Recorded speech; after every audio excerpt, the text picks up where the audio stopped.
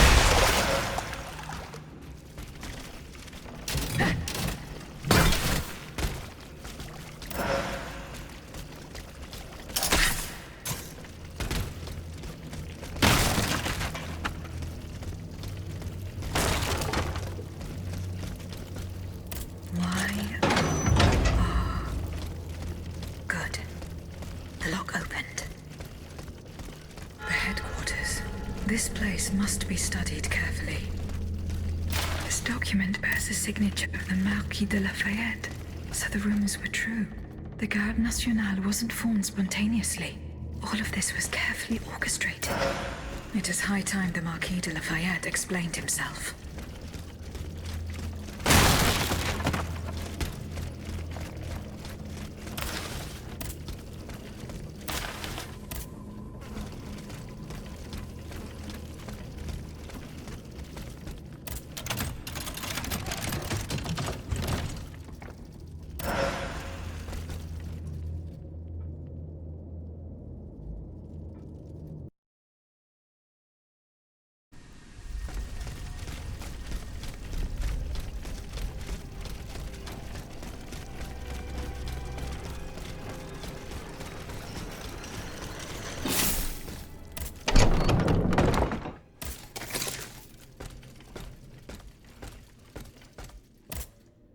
Eh bien, Aegis, did you make sure my men managed to collect the cargo? No. I haven't gone there yet. Et alors? What are you waiting for? This is a matter of the utmost importance. The exchange was to take place near the Église du Gros Caillou, the town next to Les Invalides. Monsieur le Marquis, there is a most unfortunate rumor about you going round. Oh, just one, is there? You are accused of having delivered the troops who had gathered in the Place Dauphine over to the king. Calumny. This is nothing less than vile slander. Save your breath, General. The rumor is true. I can prove it. There's no point in trying to defend yourself. I know that you raised the National Guard for the sole purpose of taking command of it. There was nothing spontaneous about the uprising. Do you have any evidence to support your accusations? I do. I have the manifesto. Bon sang. Why resort to this manipulation? You must understand what I have done. I did for the good of the kingdom. I wanted to stop this massacre while protecting the Queen and the Dauphin. In the name of the people, Aegis. But an actual uprising of the people would have inevitably led to disaster. Only professional soldiers could organize and lead the resistance. Who were your accomplices? My brothers in arms, the brave men of the Régiment de Saintonge, veterans of the American War, men who at the Battle of Yorktown brought an empire to its knees. Alas, we gravely underestimated the enemy's forces. We thought we would face an infantry supported by a handful of machines, but an entire army of automats. It was unthinkable. Some accuse you of harboring a lust for power. The circumstances were to your advantage. These aspersions are all too familiar to me. But tell me, if I wanted the crown for myself, why did I not take it when I returned from America? When I had seasoned troops at my command, and the people sang my praises with one voice. No, that makes no sense. Though I readily admit that I do believe I am worthy of fulfilling an important role for the Queen, after her son is crowned. Lieutenant General of the Kingdom, for example. Or even, if circumstance requires, the Regent. Voila. Now you know everything. I haven't left anything out. However, this truth, if it were made public, would play right into my enemy's hands. So I ask you not to reveal anything I've just told you, and to give me the manifesto. No, General. You'll forgive me for choosing to hold on to it. In that case, my fate remains in your hands. Can you at least tell me where my detractor is hiding? The one who is spreading these charming rumors about me. I cannot tell you anything, General. Oh, no matter. I will not let this serpent continue to vilify me. I shall get redress for these aspersions in the end. Do as you wish, General de Lafayette. Goodbye, Monsieur le Marquis.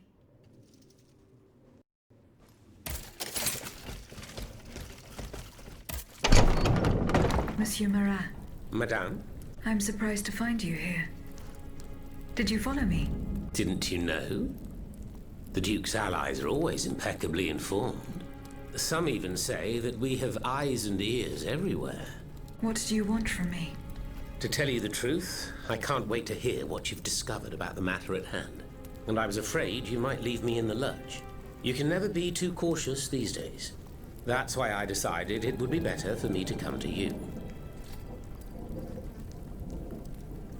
You were right. Lafayette was behind this purportedly popular uprising. Aha! I've got him at last. But he had no intention of handing his men over to the king. His goal was to raise an army and command the troops himself. It doesn't matter.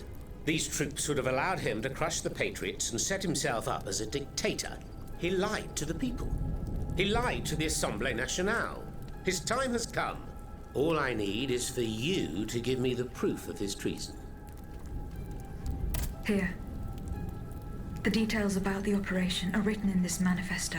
Madame, I didn't expect so much. The end of Mortier de Lafayette. The executioner has signed his own death warrant. I will now share these revelations with the people's representatives. Long live the Assemblée Nationale. Marat, ça par exemple. You're certainly a bold one. Monsieur, I have come to pay my respects. Mon pauvre ami, You must be out of your mind to come and defy those you so cruelly maligned. Maligned, you say? This remains to be seen, Monsieur de Mirabeau. I have here a document that its author has amusingly entitled Le Manifeste Henri V. It appears that the name Louis has fallen from fashion these days. Quiet, scoundrel, or I'll make you swallow your tongue! Come now, you wouldn't dare, my dear Mortier. Not when we're in such fine and plentiful company. Monsieur, in these pages, you will learn of the vast plot devised by the Marquis de Lafayette and his sinister conspirators. You will discover how our national hero orchestrated the so-called popular uprising that gave rise to the National Guard. Bon sang, Monsieur le Marquis. You will also learn that he has proclaimed himself General-in-Chief in the hope of making himself king in turn, and that it is his lust for power to which the patriots who fell in Place Dauphine owe their tragic fate. C'est incroyable. You must believe it, cher monsieur, because to add insult to injury, this tomfool was daft enough to sign his missive. Par tous les saints. If what Marat says is true, this is treachery of the basest sort. Well, Monsieur le Marquis, do you deny it? No, I don't. The loathsome Marat speaks the truth.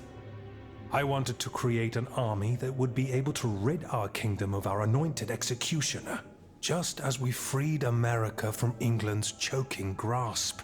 I only kept it secret to avoid causing more chaos. Can you understand? You defied the people, Lafayette. This is enough to condemn you. So be it. You won't hear from me anymore. I leave the fate of the nation in the hands of the speechifiers and demagogues. I encourage you to say your prayers, gentlemen, for our end is near. As for you, rat, go back to the cesspit from whence you came. You should never have come out. I will gladly follow that order, General. Such is my pleasure that it will be your last.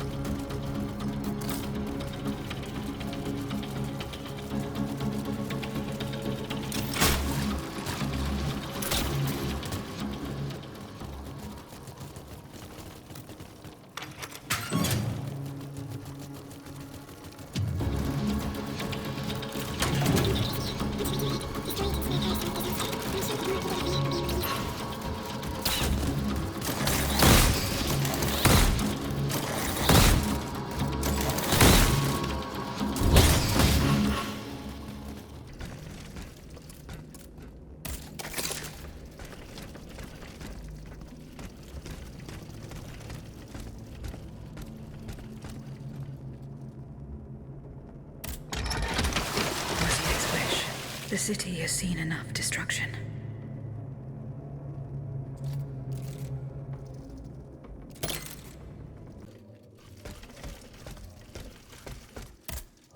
Citoyen Lavoisier. What can I do? I found the powder. Did you do what needed to be done? Yes. There is nothing more to fear from it. What do you mean, nothing more to fear from it? I flooded the cellars where the powder was stored. Bon sang! Lavoisier! Why did you put our fate in the hands of a cursed machine? This machine, as you say, just saved you from certain annihilation. No, you have rendered us impotent. Come now, monsieur. Get a hold of yourself. Mon Dieu! Everything I attempt seems doomed to fail. I fear we no longer have any chance of winning this war. Please, calm yourself. What you fear is the loss of your own personal interests. Everyone here is convinced of this. Goodbye, Citoyen Lavoisier. And down with despotism.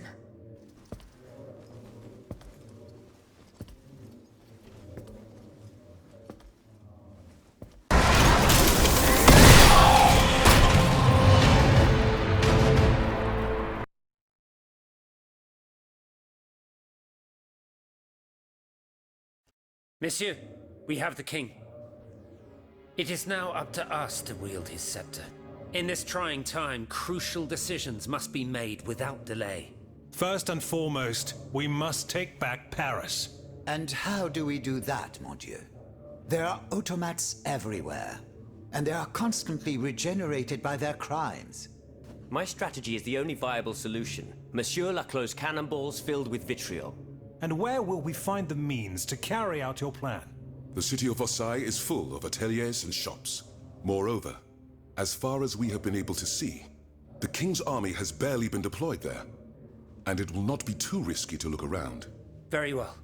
Now, regaining control of Paris depends on our combined efforts. Mais ensuite, once peace has been restored, what of the kingdom? This is indeed a crucial issue. Leaving the nation without a government would expose it to the greatest danger.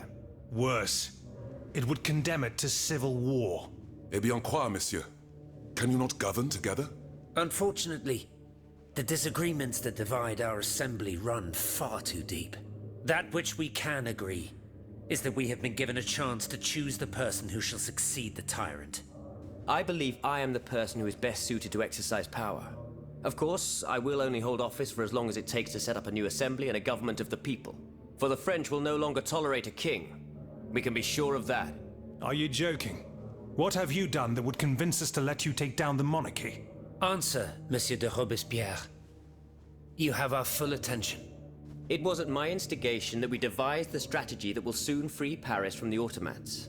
That strategy led us to make a deal with the Duc d'Orléans' men. That's a nice trick you played there. Now that band of traitors knows our every plan. A soldier who cannot distinguish an adversary from an enemy. How unusual. Monsieur, we are getting away from the matter at hand. Monsieur de Robespierre, if you would please continue. Everyone here knows that I have the fortune that Monsieur Necker was kind enough to leave us. My conduct convinced Aegis to entrust it to me. Do you think we are prepared to let a simple representative from Artois squander this treasure as he pleases? I promise to use every cent of it to help the nation recover. Do you doubt my word? No, I wouldn't dare. Oh, Maximilien I, man of great virtue. Go on, Monsieur de Robespierre. I flatter myself that while I have no personal fortune, I possess the greatest treasure of all, the support of the people, and the ability to convince those who are in error. Yes, I can attest to that. Maximilian is a just and virtuous man if ever there was one. Though I have always sought moderation and pragmatism, I now agree with him that in the case of abolition, principle must come first. You know that I share your views on emancipation. It is astonishing that I am never given credit. Monsieur, I rest my case. Very well. We must now make our decision. I pray that each of us shall respect this decision and set aside our personal interests for the sake of peace and the common good. Who among you approves the appointment of Monsieur Maximilien de Robespierre?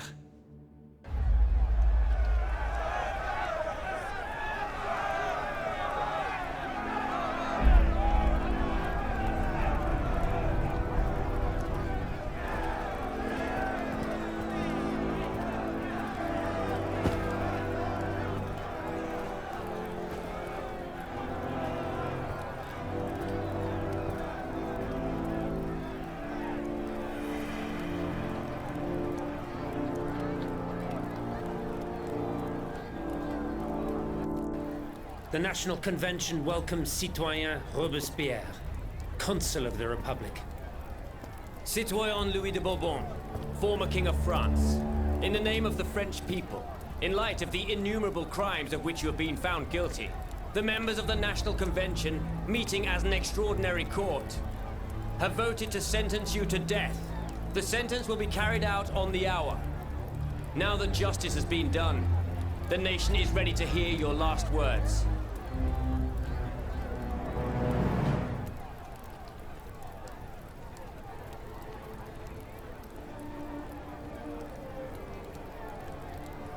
My loyal subjects, since you must lead a lamb to the altar, since you must offer a sacrifice to this new France that you intend to found, I will be that sacrifice. How dreadful this world is.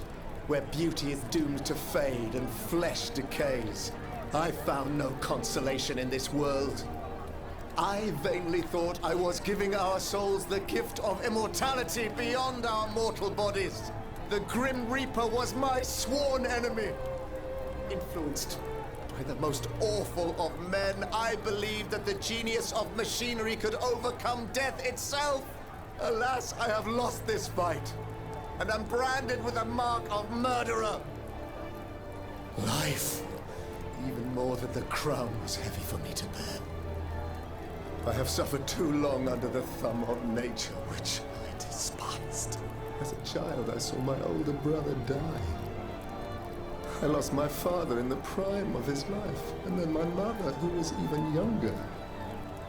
My beloved daughter did not live a year. As for my son, the first of my heirs, I unknowingly gave him to drink from a poisoned cup. I mourn the death of these poor souls daily. My death will not unite us, of this I am certain. For I, in my misery, have lost the support of my faith. So, executioner, lay me down on this board of adieu. I will sleep now. Sleep at last, and not to dream.